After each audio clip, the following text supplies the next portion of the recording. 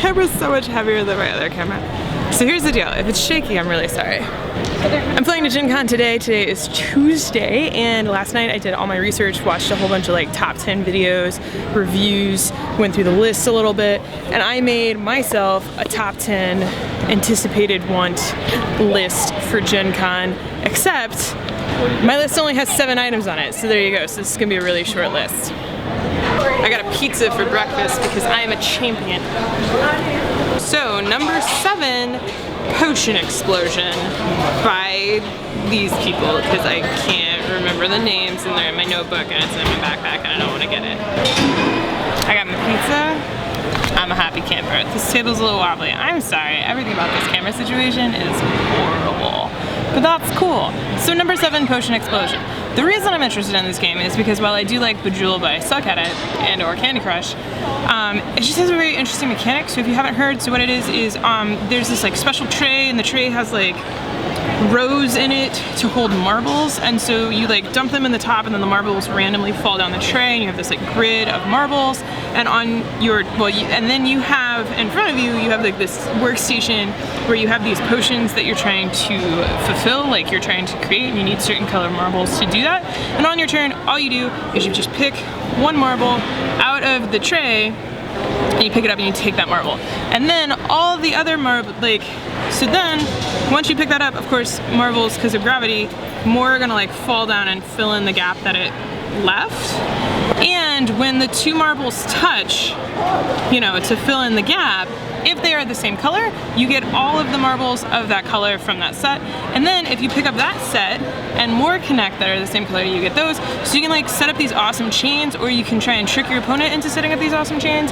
So it's like really low-key, medium to lightweight game. Supposedly plays in 45 minutes. Can go for, I think, 2 to 4 players, maybe 2 to 5. And yeah, it's colorful, it's easygoing, and honestly, I think my family is gonna go crazy for it. About as crazy as I go for this breakfast pizza. It's so good. If you didn't know, in the Portland, I think I say this every time I do a morning vlog, in the Portland airport, they have to have all of the restaurants open for full service by 5 a.m. So if you're coming from a morning flight, you can get pizza and a beer at 5 a.m. Also, that distillery shop, totally open doing samples since 5 a.m. Portland Airport is amazing. It's a line for Starbucks. So happy I gave up caffeine. And by gave up, I mean I basically just have very little caffeine every day. Like I'm currently not on caffeine, which is a miracle. All right, here we go. Number 6, Codenames Pictures. Because obvious, but whatever, I'll spell it out anyway. It's Pictures. The reason I'm getting Codename Pictures and why it's number 6 on my list is because, well, 1, I love codenames, and 2, pictures will just go really well in our collection. I know a lot of people just play Codename Pictures with Dixit cards, and we could totally do that, but 1, I really like the designer and I want to support the publisher and the designer, and by purchasing the game, which is only $20, it's totally worth it. Plus, then I can get the broken token insert, and then I can put the pictures copy in with the normal copy and only have 1 box on my shelf, which just makes me so happy. Plus, the pictures are really well done. They purposely add multiple things to the cards, so it's not just like 1 picture of a thing. There's just lots of elements in the cards. It's a lot more interesting. I got a chance to see a demo of it at Origins, and I was really impressed. So yeah, Codename Pictures, number 6. There we go. Woo! Number 5 on my list would be Tides of Madness by this person, published by Portal Games, and the reason is because it's a really solid 2-player game. I got a chance to play it at Origins. Steve and I like Tides of Time. We almost, I would say, love it. It's a great game. It's especially great at like bars. They're just really quick. We can play like quick little rounds. It takes like 15 minutes to play. It's a solid strategy drafting game, and the Madness one just adds a really nice effect where you can force your opponent to take Madness, and then if they take too much, you win. Otherwise, they can benefit from Madness, or you can benefit from Madness. So it's a new twist on the game, and while I'm not a big like Lovecraftian Cthulhu fan at all, I really did enjoy the new mechanics that Madness added to the game. Alright. Okay, Number 4 is Oceanos by Antoine Bauza. Also, they're putting in a Vino Volo, and that is like my favorite place to go and get a drink and have some hors d'oeuvres at airports, and I absolutely love them. They're in like most airports I travel at. It's where I like to edit video. Oceanos, Antoine Bauza, Yellow Games. It is a drafting game where you are like drafting ocean cards, and you have this sub that you're building, and this camera battery's dying. Crud, I checked the other ones. Alright, this camera battery is dying, so I have to get my GoPro, but I'll tell you about Oceanos in the meantime. So Oceanos is a drafting game by Antoine Bauza where you have this sub, and the sub like has these puzzle piece components that tell you what your sub is capable of, like diving wise and acquiring stuff and divers and things like that. And what you're doing is you're drafting cards from a hand that you get, and then the cards that you have to put them in sequence in the order that you get them. So the first round you're gonna just go like a few meters deep, and then the second round you go deeper like in columns for that. And depending on what's on your sub, depending on what you get, you can upgrade your sub, which will allow you to do more things on the ocean plane that you have. So it has like this like drafting engine building mechanic, which I'm really interested in. And I'm gonna be really honest with you, Antoine Bauza games have kind of flopped for me the last few that he's done. I wasn't impressed by Seven Wonders Duel, I'm sorry. I also really wasn't impressed by Samurai Spirit. So I'm really kind of like hoping that this one is good, but you know, we'll find out. Is this battery dead too? My number 3 game is probably the heaviest on the list, which is pretty interesting, but actually I'm boarding, so you have to wait.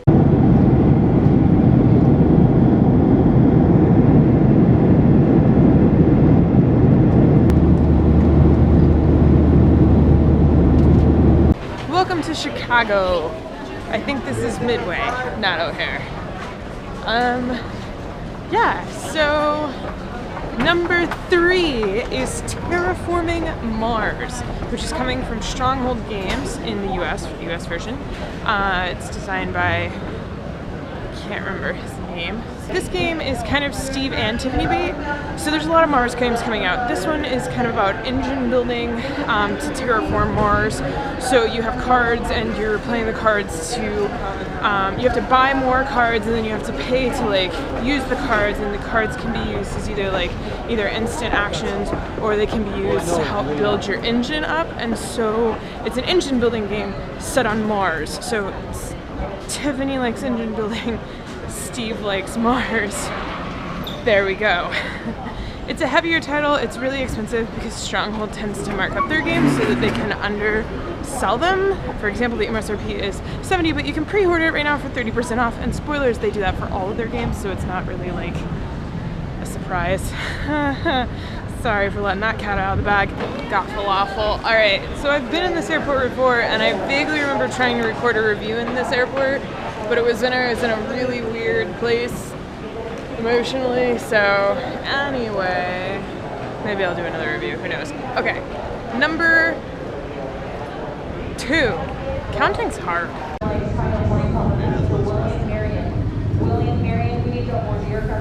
So my number 2 for Gen Con is definitely a shift in weight from Terraforming Mars, because it is Lotus, designed by Jordan and Mandy, who are my friends, so maybe I'm biased, I don't know. But I playtested this game quite a bit with them, not like as much as they did, but I played it a few times in a few different iterations, and I'm just really excited about it, that it's out and it's published, and it looks gorgeous. I really enjoyed playing it when it was still a prototype that they have made with cards. I played it in a few vlogs. I think it's in the Gen Con vlog and the Origins vlog, so yeah, I'm just really excited that it's out. I'm really excited that I can finally get a copy, and I should probably tell you more. It's about building flowers. Everybody has like a deck that have petals in them, and you play your flower cards, and then you have like, you basically it's an area control game in addition to playing the flower cards, so you're building the areas that you will also be controlling, which is kind of a fun twist. The theme is also really unusual for a board game. You're building these like awesome, beautiful flowers, so what isn't there to love?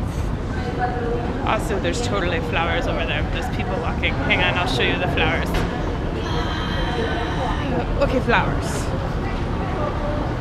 Alright, my number 1 most anticipated game for Gen Con. Oh, hang on, I didn't catch this horsey.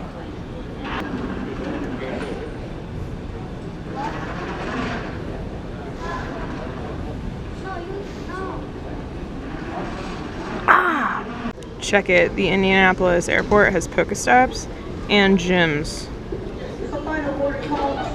So yeah, I'm gonna do this for a bit, and you guys are just gonna have to wait and find out what my number one is.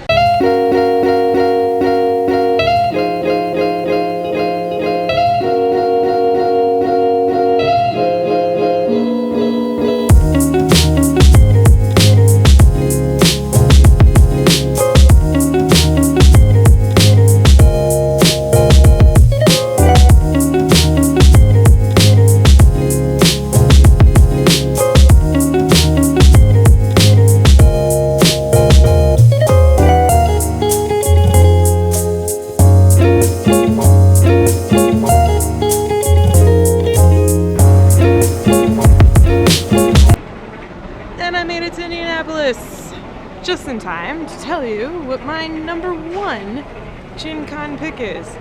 Now, if you know me and you know my family and the fact that,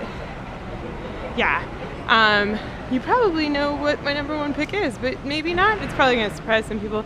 It is Ticket to Ride Rails and Sails. Yeah, no, I'm super excited. I'm crazy excited.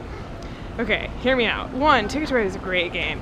All the maps and stuff that they've been working on is great. And this new expansion is a larger Ticket to Ride. It's a 2 hour on the box, not just like half an hour. So I'm super excited. It's gonna add some interesting depth.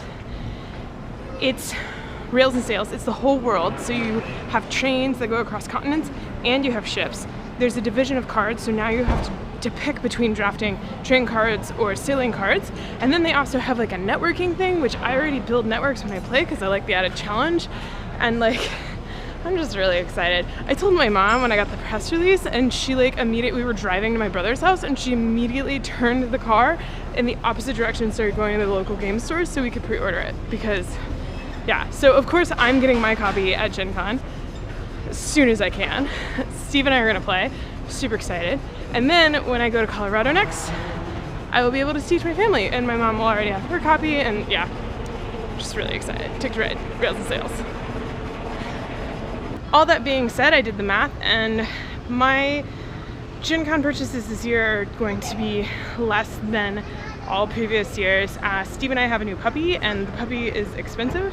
We also recently bought a house, and like there's just a whole bunch of other stuff. So I might not get every game on my list, but those are definitely the games that I want to get, and I also got Steve's approval to get, because he and I like talked and I told him all the stuff about the games. So we'll see what I end up getting. Probably do a video at the end. What else is there? Alright, that's it for me. I'm gonna stop walking and talking, and I'm actually gonna go to baggage claim so I can go to Gen Con. But yeah, I hope this was helpful and informative for people that haven't decided what they wanted yet or something. So there you go. I thought the sunset's really pretty.